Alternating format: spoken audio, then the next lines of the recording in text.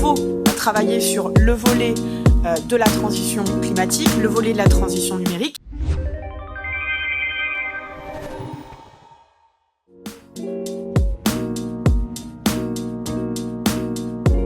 Effigie est aujourd'hui au Parlement européen. Alors si le premier bâtiment se situe à Strasbourg, le second se situe ici en plein centre de Bruxelles.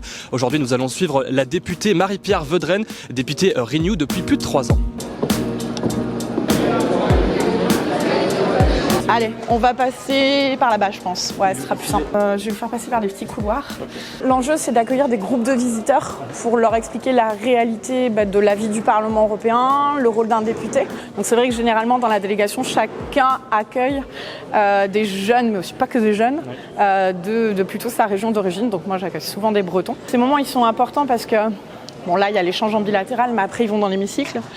Et quand ils sont dans l'institution, ils voient aussi la grandeur de l'institution, ils entendent toutes les langues. Donc la réalité de ce qu'on peut faire est plus perceptible que quand seulement vous allez intervenir dans leur ville, quoi. Voilà. Donc il faut ce lien régulier. Ça vous ramène sur terre. Ça vous empêche d'être seulement dans une bulle bruxelloise. Donc pour moi, c'est capital.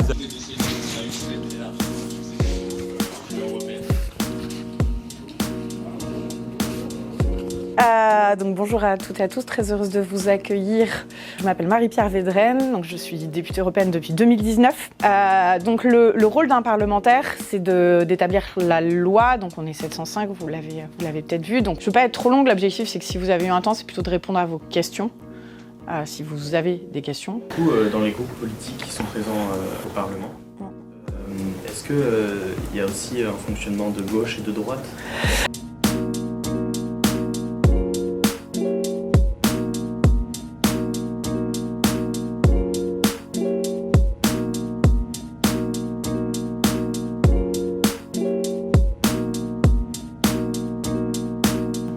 Merci à vous, en tout cas. Profitez bien de la fin de Bruxelles. Vous quittez quand, Bruxelles ?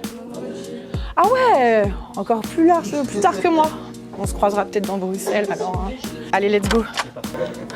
Vous l'évoquiez, l'esprit un peu défiance vis-à-vis des élus, etc. Du coup, c'est important de continuer à faire Exactement. connaître son rôle, du coup. Ouais, exactement. Le manque de confiance, la défiance, etc., c'est nourri effectivement par l'absence de lien aussi. Nous, on essaye d'être présents, donc, à Bruxelles, à Strasbourg et sur le terrain, alors qu'il y en a d'autres qui sont ni à Bruxelles ni à Strasbourg, qui vont être sur les plateaux télé à raconter tout et n'importe quoi. C'est pour ça que c'est capital de faire le lien. Alors, il faut qu'on passe au bureau, parce qu'il faut que je récupère mes affaires, parce qu'en fait là maintenant, il faut que je fasse un petit point rapide avec mon équipe et ensuite j'ai la réunion des coordinateurs de la commission commerce international. On va aller à droite. Dans chaque commission, vous avez un coordinateur pour chaque groupe politique. Donc moi, la coordinatrice de ma commission, elle ne peut pas aller à la réunion des coordinateurs, donc en tant que vice-présidente, elle m'a demandé de la remplacer. Et après, donc, on a une réunion de délégation. Donc là, c'est les membres français du groupe Renew, donc de la majorité présidentielle. On se regroupe pour faire des points, justement, à la fois politiques et à la fois techniques sur les différents sujets pour définir un peu nos positions, nos stratégies et tout. Donc je vous laisse passer. Hop, le petit sas de transformation. Et alors cet après-midi, je ne sais, bon, normalement je repars à Paris parce qu'on a le bureau exécutif conjoint des différents partis de la majorité. Ouais. Et vous avez beaucoup de liens avec Paris ou vous allez souvent ouais, alors, d'autant plus moi quand je suis devenue la coprésidente de la délégation, parce que maintenant on fait partie de la majorité présidentielle, donc le lien à la fois avec l'Élysée de manière régulière, avec les différents ministres, à la fois avec vos collègues à l'Assemblée, c'est capital. En fait, c'est chacun partage ses lignes. C'est un état d'étonnement, j'allais dire, si vous voulez. C'est que nous, ils nous font part au Conseil, quels sont les majos, quelles sont les difficultés. Et nous, on leur fait part au Parlement, voilà, il y a telle ligne, il y a tel sujet, il y a telle chose. C'est plutôt ça l'enjeu. Donc là, c'est que l'étage de la délégation française de la majorité présidentielle. Je vois Simone Veil affichée, c'est un modèle pour vous ou... On vient de lancer une campagne à l'occasion de la Journée de la femme, parce qu'effectivement, c'est quelqu'un d'important pour nous et puis au Parlement européen. Elle a été la première présidente élue au suffrage universel direct au Parlement européen. C'est calme dans les bureaux. Alors voici mon bureau, pas trop mal rangé, ça va à peu près. Et donc Méline, Vincent et Thomas. Voilà. Donc Marie-Pierre Védrenne, députée européenne depuis 2019. Au Parlement européen, je suis vice-présidente de la Commission du commerce international et coprésidente de la délégation appelée l'Europe Ensemble. C'est la majorité présidentielle au Parlement européen. J'ai fait des études de droit. Donc c'est ces études qui ont fait qu'après, mon expérience professionnelle m'a amené à m'engager dans le cadre associatif et cet engagement associatif m'a mené à devenir responsable politique. Mais c'est vrai que, comme vous le soulignez, rien ne me prédestinait à devenir députée européenne. Mais ça démontre bien aussi que saisir les opportunités, de rencontrer les bonnes personnes aussi au bon moment, ça peut conduire à devenir responsable politique et à devenir députée européenne. Alors, donc Renew, c'est effectivement le groupe politique où siège la majorité présidentielle. C'est un groupe qu'on a créé quand on est arrivé en 2019. Les valeurs fondamentales qui nous unissent tous entre Européens, c'est déjà l'état de droit, le respect de la démocratie, le respect des minorités, affirmer clairement pro-européen. Ça, c'est des fondamentaux qui nous lient tous, et puis faire en sorte de répondre aux aspirations de nos concitoyens. Notre rôle, c'est de faire la loi. Donc ici, on ne parle pas de loi. Des directives et des règlements. Le travail, il est double. Il y a un travail politique, parce qu'il faut porter des ambitions politiques. Au moment de la campagne, on a porté des ambitions, on a porté un programme. Donc notre enjeu, c'est de décliner ce programme, bâtir cette Europe plus souveraine, plus verte, plus juste. Et puis, le travail ici, il est technique, parce que des textes de loi sont techniques. Donc c'est important de faire ce travail politique et technique. Alors, le siège officiel du Parlement européen, déjà dans les traités, c'est Strasbourg. Effectivement, il y a quand même des différences entre quand nous sommes à Strasbourg et quand nous sommes à Bruxelles. Strasbourg, c'est le moment de vote, c'est la session, on est tous là. Donc déjà, il y a un effet nombre. À Bruxelles, quand c'est vos réunions de commission, quand c'est vos réunions de groupe, vous ne voyez pas tous les collègues. Alors qu'à Strasbourg, vous retrouvez tout le monde. Et puis le rythme à Strasbourg est très très dense en fait, parce que vous enchaînez à la fois vos réunions de groupe, vous faites les votes, vous avez des rendez-vous bilatéraux avec les collègues, vous avez les rendez-vous avec les lobbyistes, vous avez tout le monde qui est là, la presse. Tout simplement, l'Europe pour vous, en 3 mots. En 3 mots. En 3 mots. Solidarité, liberté, jeunesse, parce que pour moi c'est un enjeu extrêmement important.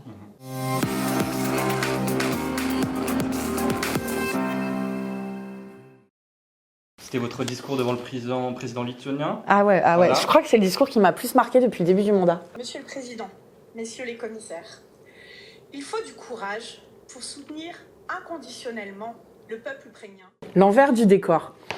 La veille, donc la semaine passée, en fait, vous savez les temps de parole que vous obtenez pour la plénière.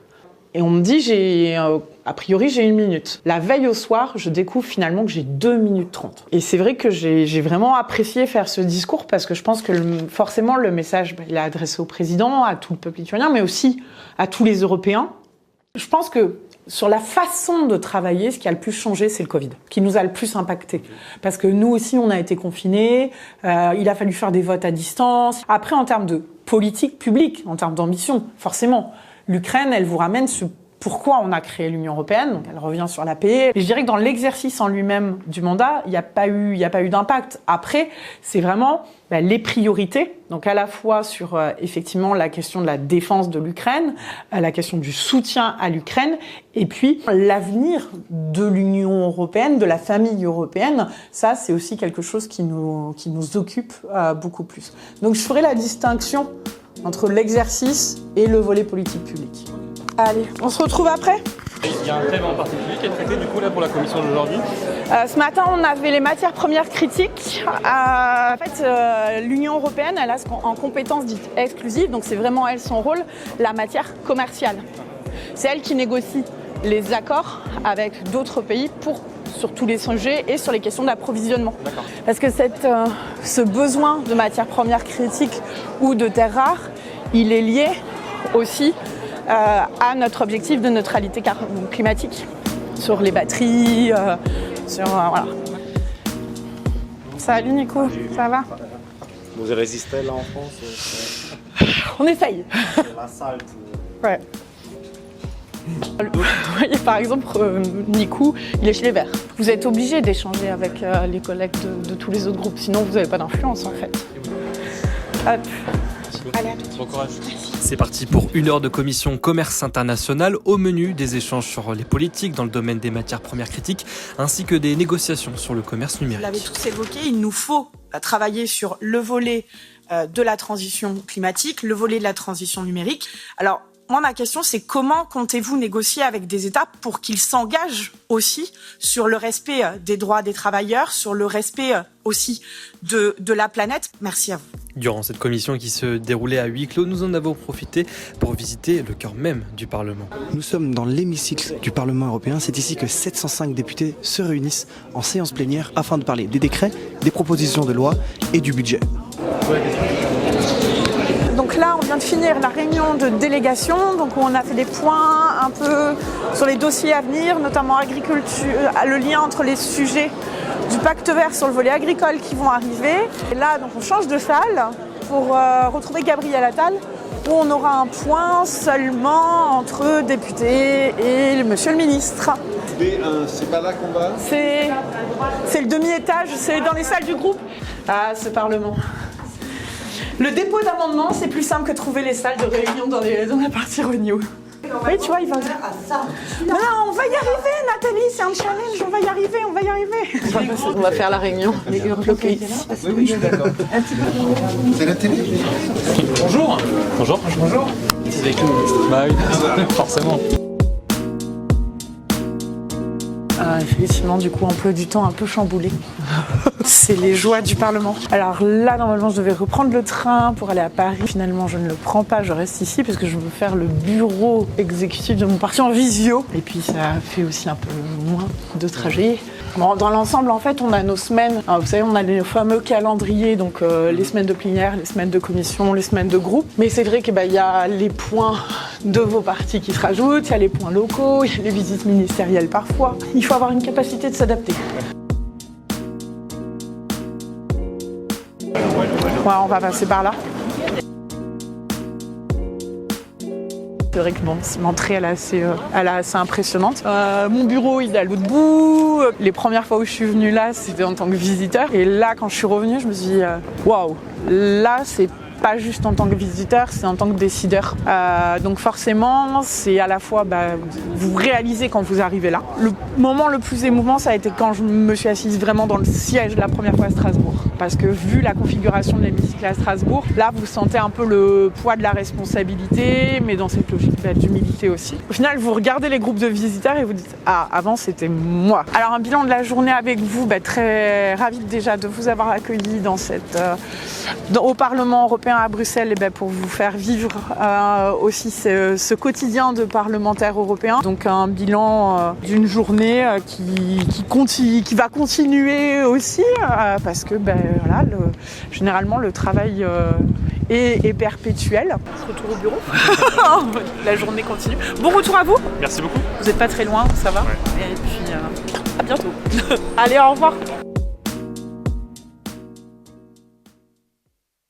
Ça y est, il est presque 23h, c'est l'heure du coup de quitter le Parlement, la fin de journée, les dossiers sont prêts pour demain, pour repartir en Bretagne. On voit du coup c'est une ambiance très différente de l'après-midi. Je crois qu'on est les derniers presque du Parlement. À très vite en tout cas.